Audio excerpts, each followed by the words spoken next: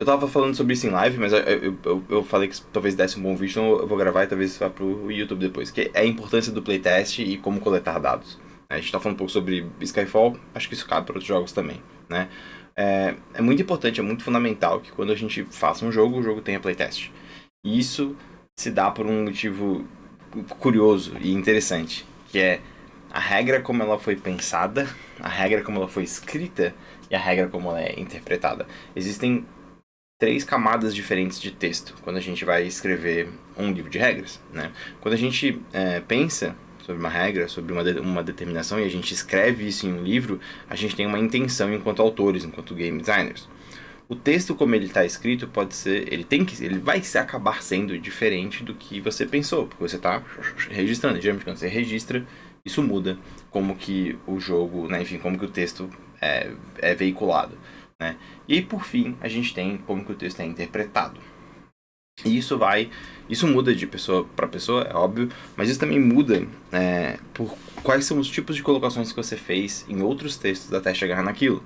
Então, quais são os termos que você usou, quais são as referências, quais são os textos que fazem relações, tudo isso ajuda o leitor a construir uma interpretação de um texto de regra. Então, por que é fundamental que exista playtest?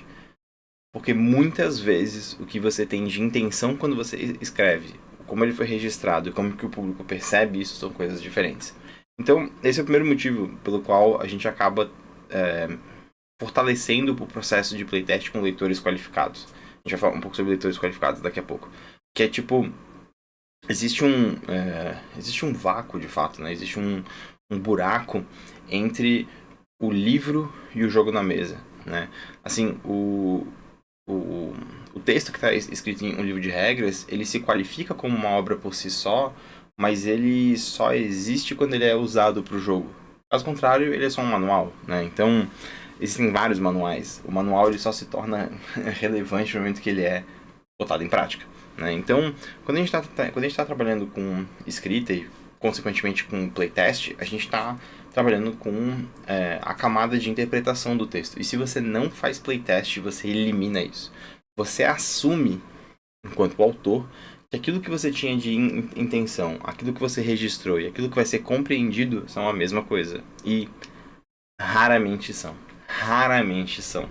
Existem muitas coisas que um autor traz de referência para ele, que ele tem de referência dele, e que para ele é óbvio quando ele escreve uma série de regras que essas referências todas estão colocadas ali.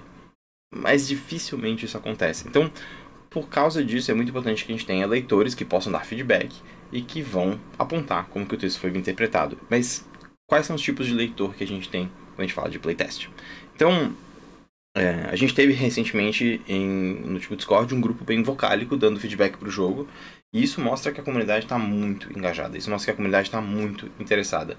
Mas isso também cria uma ilusão de que aquele público é o público completamente qualificado para dar feedback pro jogo. A gente chama isso de grupo vocálico, né? Isso não é um problema. Isso não é uma situação problemática, uma situação ruim, de fato.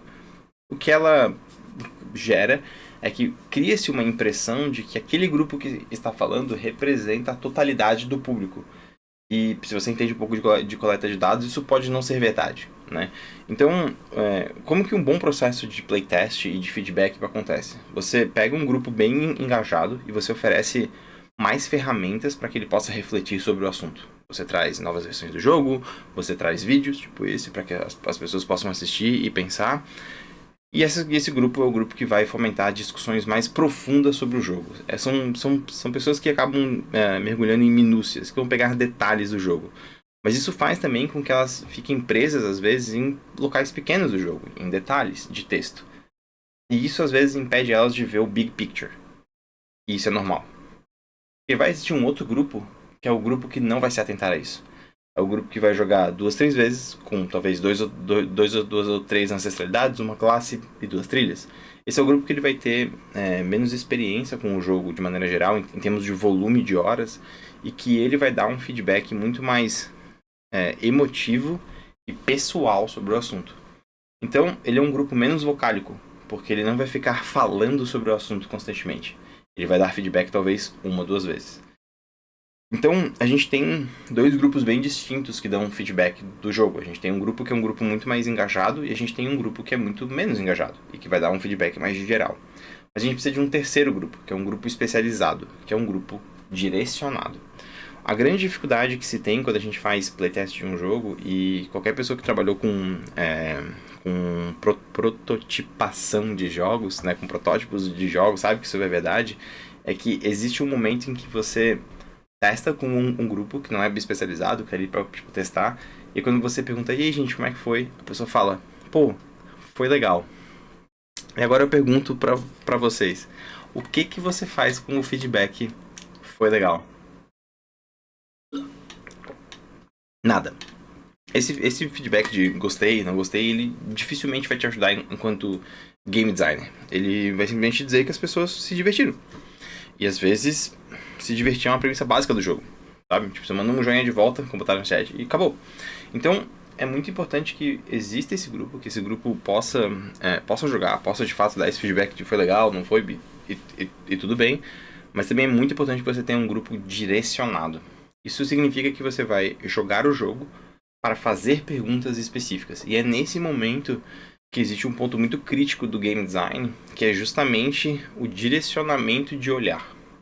Por exemplo, houve um momento durante o desenvolvimento de Skyfall, isso foi bastante. Já faz bastante tempo, tá? Em que a gente estava preocupado com o sistema de catarse.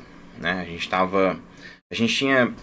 A gente tinha recém feito uma passagem de uma edição para outra, então a gente estava no momento onde Catarse deixou de ser inspiração, que era a mecânica da quinta edição, para se tornar um dado de 6 faces que é adicionado em qualquer rolagem. E quando a gente jogou Skyfall pela primeira vez, né, com um grupo de playtest especializado e com esse olhar, foi muito curioso, porque a gente não perguntou para eles sobre Catarse. E as pessoas falaram sobre pontos de sombra, porque para aquelas pessoas, essa mecânica de pontos de sombra era completamente nova. Ela era inédita. E elas acharam aquilo muito interessante. Então, a gente terminou as sessões de playtest e a gente percebeu que o que a gente queria saber, a gente não tinha informação nenhuma. Porque as pessoas estavam muito interessadas no cenário e muito interessadas nos pontos de sombra.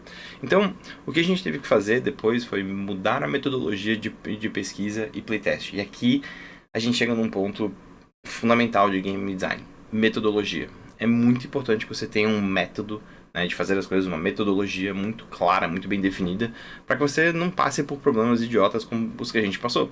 Então, é muito gratificante, de verdade, quando você executa um processo com uma metodologia determinada e você obtém resultados, sejam eles esperados ou não, né? E foi nesse momento que a gente viu a importância de ter um grupo de teste, né, um playtesters, que sejam direcionados pelos game designers. Então, ao direcionar eles para os pontos de catarse, a gente pôde, número 1, fazer com que eles usassem mais a mecânica durante o teste, o que foi ótimo. Número 2, perguntar como foi a experiência. Com base nesse feedback, no feedback blind das pessoas que vão dar, né, um feedback mais geral, e a galera mais fechada no servidor que está mais interessada, a gente pode estabelecer alguns caminhos para poder seguir com essa mecânica. Então, assim, por mais que tenha existido a parte da matemática, né, a parte das análises, e aí, enfim, muita tabela, muita matemática, a gente pode ter também tipos diferentes, abordagens diferentes, né, diferentes tipos de visão de como que uma mecânica básica do jogo funciona.